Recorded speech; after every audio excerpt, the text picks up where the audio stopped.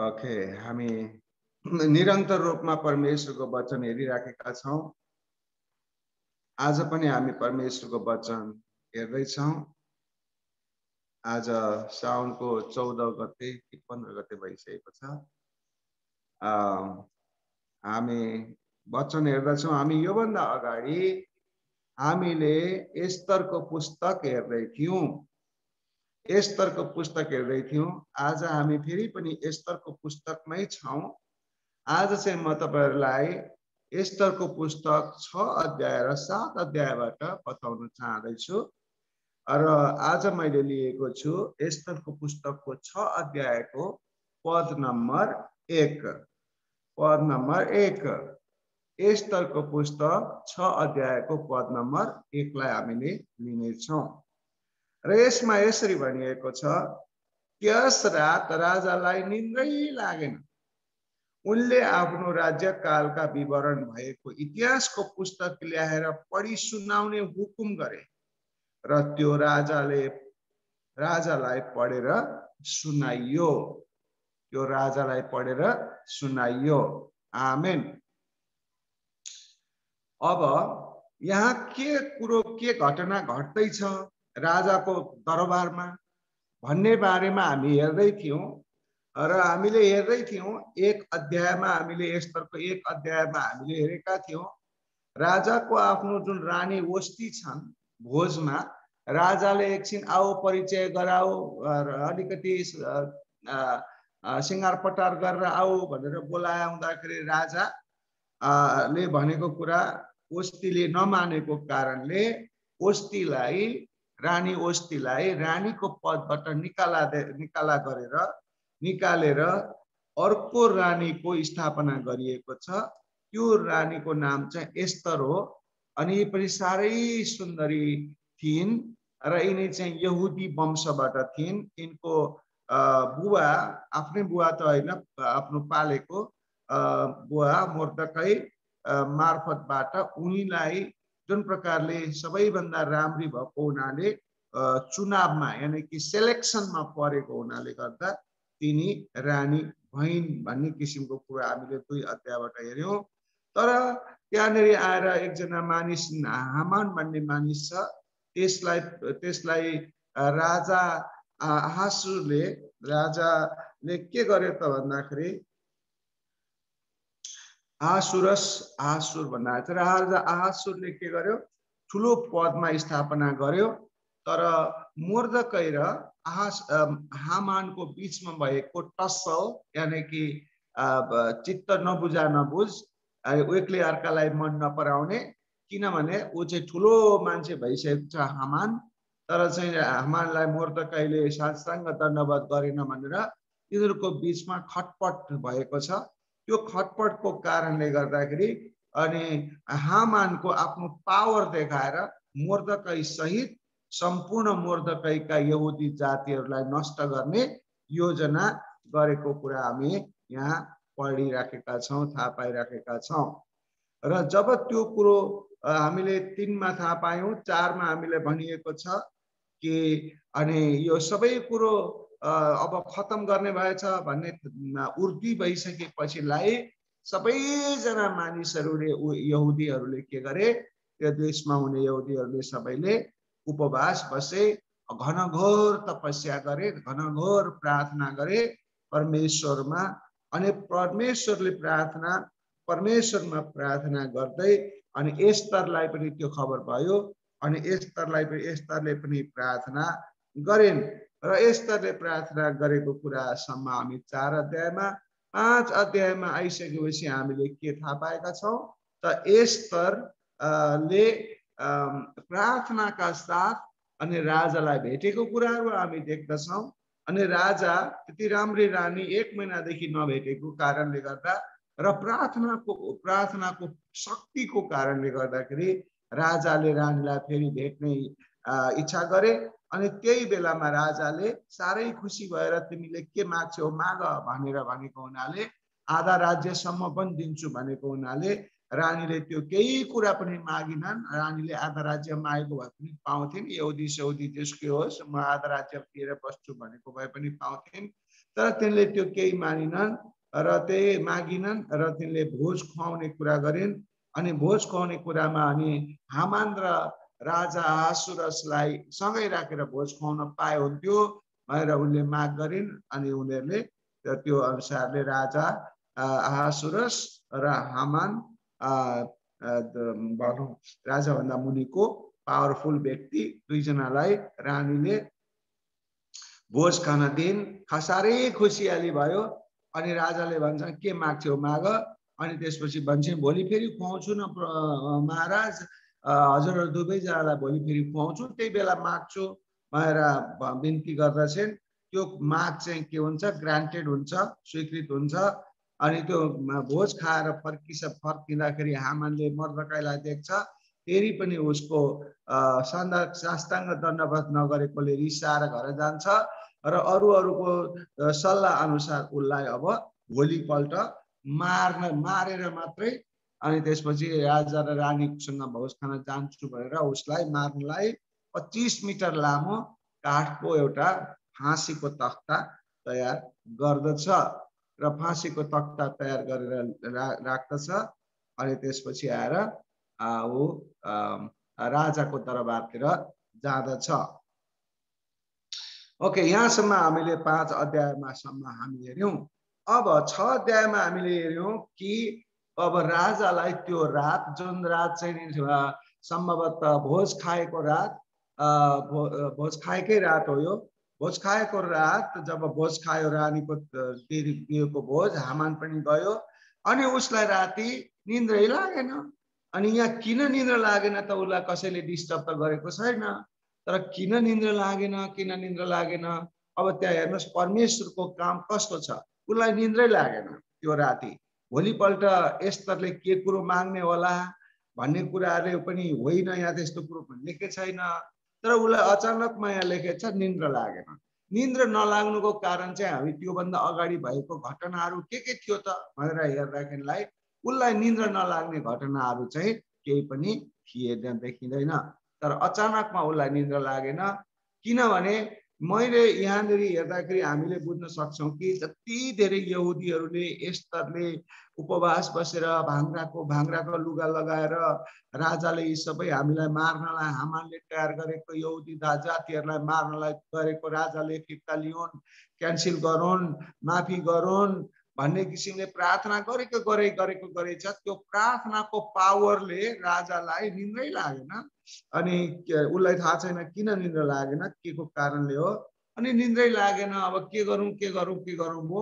अब त्यो बेला भए त के उपन्यासहरू पढ्थ्यो होला, के पढ्थ्यो होला। अनि राजाले आफ्नो सेवकहरूलाई भने, ल तिमीहरूले मलाई निन्द्रै लागेन, तिमीहरूले मलाई इतिहासको पुस्तक पढेर सुनाऊ। इतिहास पुस्तक भनेको योभन्दा अगाडि के घटना घटेका थिए एकचोटि सुनाऊ त भनेर भन्दाखेरि अनि त्यहाँका मानिसहरूले उनलाई के गरे, त्यो इतिहासको पुस्तक पढेर सुनाए। राति हुँदै जब राजाले पढेर सुनाइसकेपछि सुनाउने मान्छेले चाहिँ मोर्दकैको कुरा सुनाउनु पुगेछ। हेर्नुहोस् त परमेश्वर कसरी सुनाउने मान्छेसँग पनि त्यही बोलो सुनाउनु पर्ने पुगेछ। राजाले पनि त्यही सुनेछन्, सुनाउनेले पनि त्यही सुनाएछ। सबै कुरो एकै ठाउँमा जोडिन आयो। हेर्नुहोस् अब त्यहाँ प्रार्थनाको शक्ति कसरी हुन्छ। अनि त्यो प्रार्थनाको शक्ति हामी यहाँ देख्दछौँ। त्यसले गर्दाखेरि अनि जब मोर्दकैको कुरा सुनाएपछि के भने अनि तपाईलाई थाहा छ कि दुईजना ढोकामा बस्ने मानिस आर्मीहरू थिए। ती आर्मीहरूले राजा आहासुरसलाई मार्ने योजना गरिराखेका रहेछन्। अनि त्यो मार्ने योजना गरेको चाहिँ मोर्दकैले सुनेको थियो। अनि मोर्दकैले एस्तर मार्फतबाट राजालाई भनेको थियो। अनि राजाले होइन होला यो अब यसलाई अनुसन्धान गर्नु पर्यो, अनुसन्धान गरिसकेपछि हो रहेछ पक्का गरिकन भनेर उनीहरूलाई दण्ड दिएको थियो, मृत्यु दण्ड दिएको थियो। त्यतिमा त्यो कुरो सकिएको थियो। अनि राजाले त्यो कुरा सुनिसकेपछि सोध्दछन्, उसो भए त्यसरी मेरो ज्यान बचाउने त्यस्तो दुष्टहरूको योजनाहरूलाई, त्यस्तो किसिमको जुन प्रकारको षड्यन्त्रलाई भनेर मेरो यो मलाई ज्यान बचाउने मान्छे मोर्दकैलाई के इनाम पायो त उसले, के इनाम दिए त मैले? अब राजाले त बिर्स्यो, के इनाम दिए त मैले भन्दाखेरि हजुरले त उसले त केही इनाम पाएको छैन त सरकार, अहिलेसम्म उ त जस्ता तस्तै नै हिँडिरहेको छ भन्दाखेरि अनि त्यसपछि आएर राजाले सोधे त्यहाँ को छ चोकमा भन्दाखेरि चाहिँ हामान रहेछ। अनि हामान चाहिँ भर्खरै त्यहाँ त्यो चाहिँ सायद भोलिपल्ट हुनुपर्छ। अनि हामान आइसकेको रहेछ राजाको चोकमा बसेको। अनि त्यसपछि आएर उसले को छ त्यहाँ चोकमा भन्दाखेरि हामान रहेछ। अनि हामानलाई सोधे, बोलाउन पठाए। अनि बोलाएर सोद्धाखेरि चाहिँ ल म राजाले नै कसैलाई एकदमै सम्मान गर्न चाहेको मान्छेलाई चाहिँ उपहार दिन चाहेको, सम्मान गर्न चाहेको मान्छेलाई के गर्नुपर्छ, कसरी सम्मान गर्दा राम्रो हुन्छ हामान भनेर सोध्दछन्। सोद्धाखेरि चाहिँ अनि हामानले अब मलाई म नै हो, अर्को कोही छैन भन्ने उसले बुझेर अनि त्यो किसिमले चाहिँ हामानले अनि आफूलाई नै अब सम्मान गर्न लागेछ राजाले। कति खुसी भएछ मसँग। अनि यो अब सम्मान पनि लिने, सम्मान लिइसकेपछि पावर पनि बढ्छ अनि मोर्दकाईलाई पनि मारिदिने। अनि त्यसपछि किनभने काठ पनि तयार भएको छ। अनि त्यसपछि आएर के गर्ने त भन्दाखेरि राजा कहाँ भोज खान जाने। कति मजा भइरहेछ उसलाई त्यो कुरा सुन्दा। अनि उसले भन्दछ राजाको पोसाक लगाइदिनु, राजाकै घोडा पनि दिनु। अनि त्यसपछि गाउँघर सबै सहरहरू डुलाउनु। अनि डुलाइसकेपछि अनि राजाले सम्मान गर्न चाहेको मान्छेलाई हेर त कस्तो सम्मान गर्नुहुन्छ, अचम्मको सम्मान गर्नुहुन्छ भनेर भन्नु। अनि त्यो प्रकारले प्रचार प्रसार गर्नु भनेर चाहिँ त्यो प्रकारले सहरमा सबलाई त्यसलाई चिनाउनु, जय जयकार मनाउनु पर्छ सरकार भनेर भन्दाखेरि अनि राजाले भन्नुभयो अचानकमा। अनि राजाले यस्तो भन्ला भन्ने पनि उसलाई थाहा थिएन। उसको शत्रु हो नि त मोर्दकै र उसका सन्तान त उसका पुरा शत्रु हुन् नि। अनि उसका त पुर्खौँदेखिका शत्रु हुन् अझ। अनि त्यसपछि राजाले भन्नुभयो ल उसो भए तिमीले जे भनेको त्यो मोर्दकाईलाई गर भनेपछि त ऊ छाँगाबाट खसिगयो। छाँगाबाट खसेर अनि त्यसपछि के गरौँ, अब मोर्दकाईलाई मार्न भएर फाँसीको काठ ल्याइसकेको छ। राजाले त उसलाई त यस्तो पो गर्न लाग्यो भन्दा ऊ त दङ्गै पर्यो, छक्कै पर्यो, छाँगाबाट खस्यो। अनि त्यसपछि आएर एकदम वाक्कै पर्यो। पनि अब राजाले गरेको नगरी भएन। अनि उसैले ती सबै गरेर मोर्दकाईलाई सम्मान गरेर सहर घुमाएर अनि त्यसपछि ल्याएपछि अनि त्यो सबै हामानले गर्नु परेको कारणले गर्दाखेरि ऊ के गरे त भन्दाखेरि अब लाज भएर मुख छोपेर घरतिर गए। घरतिर गइसकेपछि आफ्नो श्रीमती भाइ बाबाहरूलाई भन्दाखेरि उनीहरूले पनि अब यहुदीहरूलाई सम्मान पाएछ, अब तिम्रो खैरत छैन, अब तिम्रो पतनको दिन सुरु भयो।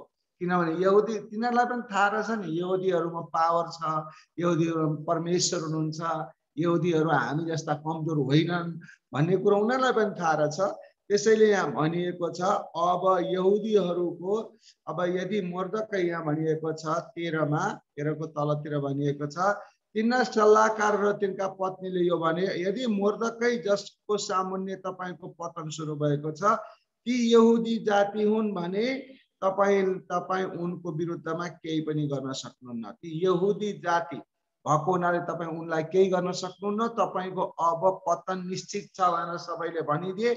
अनि उता छक्कै पर्दै थियो ला अब के चाहिँ हुन लाग्यो, दिन त मेरो नराम्रो सुरु भयो कि क्या हो भन्ने उनीहरूको कुरा सुन्दै राजाका मानिसहरू त्यहाँ आइहाले। राजाका मानिस आएर ल ल ल ल तपाईँ यहाँ गफ धेरै नगर्नु, राजाले भनेको छ खाना तयार भयो रे, भोजमा जानुपर्छ, ल हिँडिहाल्नुहोस् भनेर उनीहरूले कुरो नसहिकन भोजमा लिएर गइहाले।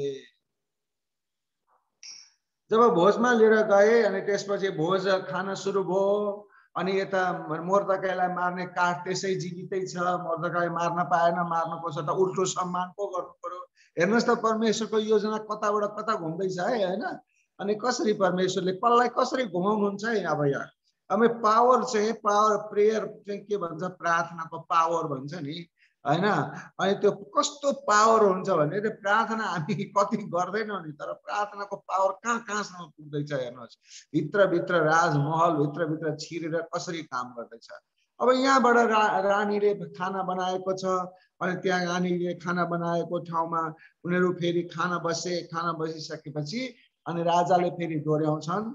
अनि रानी तिमीले माग्ने कुरा चाहिँ के हो, मलाई मसँग माग न, तिमीले जे मागे पनि दिन्छु भनेर राजाले फेरि प्रमिस गर्दैछ के। त्यहाँ रानीले प्रमिस त मागेको छैन, राजाले चाहिँ आफै के गर्दैछ भने म तिमीले मागेको कुरा दिन्छु, आधा राज्य समेत पनि दिन तयार छु भनेपछि त जे मागे पनि दिन्छु भनेको हो नि।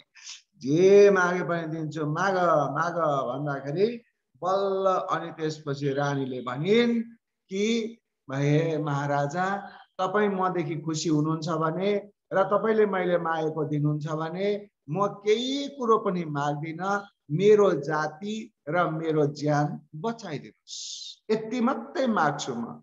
अनि राजाले सोचे ओहो कति न कुरो माग्छु भनेको त केही पनि मागेन यसले, अब राजाको अगाडि मेरो ज्यान बचाइदिनुहोस् भन्दा त के मागेको हो र। अनि ल तँलाई कस्टलाई अब अरू 10 जना सेक्युरिटी थप्दे पनि भइगयो, त्यो त के गर्नु पर्यो नि राजाको लागि। अनि उनले त त्यही ठुलो कुरो मागिनन्, कत्रो न ठुलो कुरो माग्नलाई दुईचोटि भोज गरेको होला भनेर राजाले सोच्यो। अनि त्यसपछि उनले त्यो भनिसकेपछि त अनि राजाले त अरे त्यति त म पुरा गरिहाल्छु, अहिले तुरुन्तै पुरा गर्न सक्छु नि, राजा त हो। अनि रानीले त्यो कुरो भन्दाखेरि र मेरो जीवन पनि खतरामा छ र मेरा जातिहरूको जीवन पनि खतरामा छ, तर हजुरले के गरिदिनु पर्यो, हामीलाई बक्स दिनु पर्यो, हाम्रो जीवन बक्स दिनु पर्यो। कसैले हामीलाई मार्नलाई, समाप्त गर्नलाई, खत्तम गर्नलाई, नाश गर्नलाई आँटिरहेको छ, तयारी गरिरहेको छ। हाम्रो जाति, मेरो जाति, उसले यहुदी भनेको छैन अहिले पनि, मेरो जातिहरूलाई नाश गर्न, नष्ट गर्नलाई रेडी भएर मानिसहरू बसेका छन्, अधिकार लिएर मानिसहरू बसेका छन्। मलाई प्रभु, मलाई र मेरो जातिहरूलाई बचाउने कोही पनि छैन, तपाईँ मात्रै हुनुहुन्छ, तपाईँले नै मैले मागेको कुरा यति हो सरकार, अरू केही पनि छैन महाराज भन्दाखेरि त राजा त छक्कै पर्यो, को हो त्यो? राजाले भन्छ को हो त्यो, तिमीहरूलाई तिमीहरूको जाति नाश गर्न खोज्ने को हो त्यो?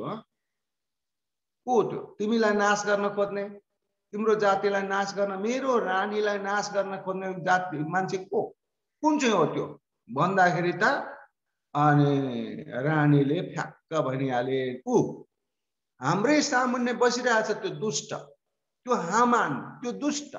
तपाईँ महाराज यो दुष्टले के गर्दैछ त भन्दाखेरि हाम्रो जातिलाई नष्ट गर्ने योजना बनाएको छ, त्यो दिन पनि तोकेर राखेको छ। त्यसकारण यही दुष्ट हो सरकार महाराज भन्दाखेरि चाहिँ अनि त्यही बेलामा अरू सिपाहीहरू आएर भन्दछन् सरकार सरकार, अब अनि त्यसपछि हामान डराएर एकदम अब खतम, अब म चाहिँ खतम हुने भएँ भन्ने उसलाई भएर डराएर छुलछुल्ती भइगयो, त्यो एकदम तुरुरु तुरुरु भएर चाहिँ त्यहाँ बस्यो। अब भात खाना त खाँदैछ, खाएर के गर्नु, अब त्यहाँ खाँदा खाँदै बिचमा झ्याम परिहाल्यो, अब त्यहाँ हेर्नुहोस् है खाँदा खाँदै। अनि त्यसपछि आएर अनि अब के गर्ने उता थुरुरुरु कामेर लग लग लग लग कामिरहेको छ हामान। अनि त्यसपछि रानीले देखाइदिइहालिन्। अनि त्यही बेलामा राजाका मानिसहरू त्यही बेला भित्र छिरेर भन्छन् महाराज महाराज हामानले त मोर्दकै भनेको यही रानी साहबको जाति मोर्दकै हो, मोर्दकैलाई मार्नको लागि, आज मार्नको लागि अनि काठ पनि ल्याइसकेको छ, घरमै बनाएर 25 मिटरको काठ पनि ल्याएर यहाँ राखिरहेको छ ढोकामा, उसलाई आज मार्नको लागि, मृत्युदण्ड फाँसी दिनको लागि भनेर जब भनिसकेपछि राजा एकदम रिसाए। राजा एकदम रिसाएर चाहिँ बाहिर चाहिँ के भनेदेखि बाहिर बगैँचातिर गए। बगैँचातिर गइसकेपछि खानै छोडेर बगैँचातिर गए। अनि त्यही बेलामा हामान चाहिँ रानीको छेउमा लम्पसार परेर रानी साहब मलाई माफ गर्नुहोस् न, मलाई ज्यान दिनुहोस्, ज्यान बक्स दिनुहोस् भनेर लम्पसार परिरहेको थियो। अनि त्यसपछि आएर एकैछिनपछि राजा फर्केर आउँदाखेरि त्यो के भन्छ रिसले गर्दा उता बाहिर गएको, फर्केर आउँदाखेरि त रानी बसेको ठाउँमा अलि ओरतिरपट्टि लम्पसार परेर सुतिरहेछ। किन लम्पसार परेर सुतेको, बिचरा ऊ चाहिँ माफी माग्नलाई लम्पसार साष्टाङ्ग दण्डवत लम्पसार परिरहेको छ। तर राजा भित्र आउने बित्तिकै राजाले अर्कै कुरा सोचे फेरि, परमेश्वरले कसरी योजना गर्नुहुन्छ, काक काक काक काक काक काक काक लाएर आफ्नो जातिलाई बचाउनलाई परमेश्वरको काम कस्तो छ। ओके, अनि राजाले भने अरे तँ त मेरो रानी एस्तरको नजिकै पो लम्पसार परेछस् त। म हुँदा राजा हुँदा हुँदै त तँ रानीको अगाडि यसरी लम्पसार परेको छस् भने ए तैँले मेरो रानीमाथि बलात्कार गर्नलाई लम्पसार परेको क्या हो भनेर त्यसरी चाहिँ अर्को कुरा पनि निकाल्थ्यो राजाले। अनि त्यही हो, त्यही बेलामा चाहिँ अरू मान्छेले भन्छ सरकारले त मोर्दकाईलाई मार्नलाई पनि यसरी काठ तयार गरेको छ भनेपछि अनि राजाले रिसले भने कि त्यसले त्यसमा त्यो 25 मिटरको काठ र मोर्दकाईलाई झुन्ड्याउनलाई तयार गरेको छ भनेपछि रिसले त्यही काठमा यसलाई झुन्ड्या भनेर आदेश दियो। त्यही काठमा यसलाई झुन्ड्या भनेर आदेश दिइसकेपछि अनि राजा के भन्छ त्यो हामानलाई अनि मानिसहरूले आएर मुख थुनिहाले। अनि राजाको हुकुम त तुरन्त पालना गरिहाल्नुपर्छ, नत्र भनेदेखि तर अर्कै कारबाही हुन्छ फेरि त्यहाँ। अनि मैले भने किन मान्नेस् भन्ने बित्तिकै त त्यहाँ उसको पनि मृत्युदण्ड हुन्छ फेरि। अनि यस्तो खतरा राजासँग, राजाले बोल्यो कि त पोल्यो भन्छ नि हो त्यस्तो। अनि त्यसपछि आएर उसले केही भन्ला कि अथवा केही हुन्ला कि मान्छेले तुरन्त राजाले भन्ने बित्तिकै तुरन्त अरू मुख छोपे। अनि त्यसपछि लिएर गइहाले। लिएर गएपछि लगेर चाहिँ मजासँगले लगेर त्यही उसैले आफैले बनाएको 25 मिटर लामो, 25 मिटर लामो भनेको कत्रो हुन्छ, धेरै लामो हुन्छ। त्यो 25 मिटर लामो भनेको धेरैले सबैले देख्ने गरी झुन्ड्याउने भनेको के फाँसी दिने। अनि त्यो 25 मिटर लामो काठमा अनि मोर्दकाईलाई फाँसी दिन भनेर बनाएको काठमा हामान जसको अगाडि मानिसहरू पुरै दण्डवत गर्थे उसलाई पनि ल्याएर ठोकेर मारे। अनि मृत्युदण्ड यसरी दियो। अनि त्यसपछि बल्ल राजाको मनमा शान्ति भयो। यस्तो गर्ने, मेरो रानीको सन्तानलाई त्यो गर्ने। अनि राजाको मनमा शान्ति भयो। सायद परमेश्वरको मनमा पनि शान्ति भयो, अनि यहुदीहरूको मनमा पनि शान्ति भयो। सबैको मनमा शान्ति भयो। राजाको मनमा शान्ति, एस्तर रानीको मनमा शान्ति, मोर्दकाईको मनमा शान्ति, सारा यहुदीहरूमा शान्ति आयो, खुसियाली आयो। आमेन। अब यसबाट हामी के सिक्न सक्दछौँ भनेदेखि हामी जब हामी विश्वासीहरू हौँ, हाम्रा धेरै हामीलाई नाश गर्नलाई, हामीलाई समाप्त गर्नलाई कति मानिसहरूले षड्यन्त्र गरेका हुन सक्छ, भित्रभित्रबाट षड्यन्त्र हुन सक्छ। तर हामीले चाहिँ के गर्नुपर्छ, आफ्नो बचाउको लागि हामीले आफ्नो लागि परमेश्वरमा हामीले प्रार्थना गर्न कहिल्यै छोड्नु हुँदैन। र हामीहरूले त्यस्तो किसिमले हामीलाई षड्यन्त्र हुँदैछ भन्ने थाहा पायौँ भने पनि हामी उपवासका साथ एकदमै सबैजना मिलेर, हेर्नुहोस् त यहाँ एकतामा भएर सबैजनाले एकतामा भएर प्रार्थना गरेका छन्। प्रार्थना पनि त्यो लडतरो प्रार्थना होइन, त्यो फेसबुकमा देखाएर प्रार्थना होइन। त्यो के गरेका छन्, एकदमै सबै आफ्ना लुगाहरू च्यातेर, यो च्यातिन्छ, यो हुन त अब धेरै वर्ष अगाडिको गऱ्यो भने च्यातेर भाङ्राका लुगा लगाएर खरानीले नुहाएर पुरा खरानी दलेर खरानीमै सुत्ने, खरानीमै बस्ने, केही न पानी न खाना न के, नथिङ, मात्र परमेश्वरमा ध्यान, मात्र प्रार्थना, मात्र चिच्याइ कराई रोई कता छत्ती पिटी कता परमेश्वरमा जब उनीहरूले प्रार्थना गरे। हेर्नुहोस्, प्रार्थना त्यो ख्याल गर्ने, त्यो साधारण प्रार्थना होइन। हन्नाले गरेको प्रार्थना पनि त एकदम बरबराएर, एकदम पुजारीले भने त के रक्सी खाए जस्तो बरबराएर गर्छ। के बरबराएको, धेरै खाने हो रक्सी आइमै भएर भन्नु। अनि प्रभु मैले कहाँ रक्सी खाएको छु, म त प्रभुमा प्रार्थना गरिरहेको छु नि परमेश्वर। अनि यस्तो मानिसहरूले देख्दा चाहिँ बौला जस्तो प्रार्थना, के बौला, यो मान्छे बौलाको हो कि के गरेको भन्दा होइन, म कहाँ बौलाको हुन्छु र, प्रार्थना गरेको प्रभुमा। अनि यस्तो प्रकारले यो मान्छे त पागल हो कि क्या हो, पुरै खरानी भएर धसेर हिँडेको छ। अनि यो बोराको लुगा लगाएको छ, बोराकै केही छैन, खाली खुट्टा हिँडिरहेछ, बोरा लगाइरहेछ, बरबराइरहेछ। को मान्छे त बौला भएछ, यो त फलानु जस्तो होइन, फलानु जस्तो देखिन्छ, खरानी धर्छ त बौलाएछ मान्छे।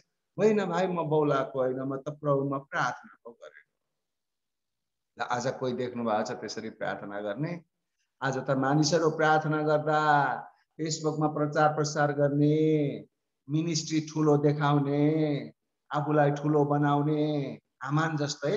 अनि हामान आदि चाहिँ परमेश्वरको जस्तै ठुलो बनाउने, हामी एकदम प्रचार प्रसार गर्ने। त्यही भएर मैले यो मलाई पनि त डरै लाग्ने। अनि यो मैले अहिले गरेको सबै वचनहरू भिडियो गरेको छ, तर युट्युबमा त राखेको छु, तर मैले फेसबुकमा आदि इत्यादि प्रचार प्रसार गरेको छैन। तपाईहरुलाई मात्रै सरक्क मेसेन्जरमा पठाउँछु, अनि फेसबुकको वालमा पठाएको छैन। अनि किनभने मान्छेले विचार गर्छन् होला, ओहो एकदम प्रचार प्रसारको शैली बुझ्छ के मान्छेले। त्यसैले गर्दा हामी परमेश्वरले हाम्रो प्रार्थना कुनामा बसेर गरेको प्रार्थना नि सुन्नुहुन्छ। अनि यस्तो किसिमको फर्भेन्ट प्रेयर भन्छ, यस्तो शक्तिशाली, किनभनेदेखि परमेश्वरको मा गरेको प्रार्थनामा शक्ति हुन्छ। किनभने एउटा म पहिला भन्ने गर्थेँ, प्रेयर्स प्रोड्युस पावर भनेको छ। प्रेयर्स प्रोड्युस पावर भनेपछि प्रार्थनाले शक्ति उत्पादन गर्छ। प्रार्थनाले के गर्छ? शक्ति उत्पादन गर्छ। तर त्यो शक्ति कुन कुन ठाउँमा कुन कुन कुनामा गएर चाहिँ काम गर्नुपर्ने हो, त्यो प्रार्थनाको उत्तर अनि हामीलाई आइपुग्छ हाम्रो प्रार्थना। त्यसले गर्दाखेरि प्रार्थना हामीले एकदमै परमेश्वरमा हामीले हामीमाथि आक्रमण, हामीमाथि षड्यन्त्र हुँदा मात्रै नहुँदा पनि हामीले जब परमेश्वरमा प्रार्थना गर्यौं एकतामा, तब यस्तो प्रकारको परमेश्वरको योजना त्यसमा छ भनेदेखि परमेश्वरले हामीलाई जोगाउनुहुन्छ। सही प्रार्थना हामीले गर्यौं, यसबाट यो पनि बुझ्न सकिन्छ हामीले गरेको प्रार्थना सही हुनुपर्दछ। यहाँ त उनीहरूको जातिहरूको सुरक्षाको लागि प्रार्थना गरेछ। कसैले कुनै घरमा चुलो बलि दियोस्, कसैले केही पैसा दियोस्, कसैले केही गरोस् भनेर व्यक्तिगत हिसाबमा प्रार्थना गरिरहेको। यो त जातिहरूकै सुरक्षाको, परमेश्वर केही पनि परमेश्वर चुनेका जातिहरूको सुरक्षाको लागि प्रार्थना गरेको छ। त्यसकारण हामीले प्रार्थना पनि के गर्नुपर्छ? जानेर परमेश्वरको राज्य विस्तार हुने काममा, परमेश्वरको महिमा हुने काममा हामीले प्रार्थना गर्यौं भने परमेश्वरले त्यो प्रार्थनाको उत्तर निश्चित रूपमा पनि सुन्नुहुन्छ। त्यसकारण म तपाईहरुलाई प्रार्थना गर्दछु, निस्वार्थ भएर प्रार्थना गर्दछु। सबैजना जसले सुन्नु भएको छ सबैजनालाई प्रभु येशूको मा प्रार्थना तपाईले गरेकोमा प्रार्थना सुन्नु भएको होस्, तपाईलाई आनन्द दिनु भएको होस्, तपाईको जाति जाति बचेको होस्, तपाईको जाति जातिले परमेश्वरलाई पाउन सकेको होस्, परमेश्वरलाई चिन्न सकेको होस्, तपाईको भलो होस्, असल होस्। म यही नै म प्रार्थना गर्दछु। धन्यवाद येशू प्रभुको नाम, आमेन।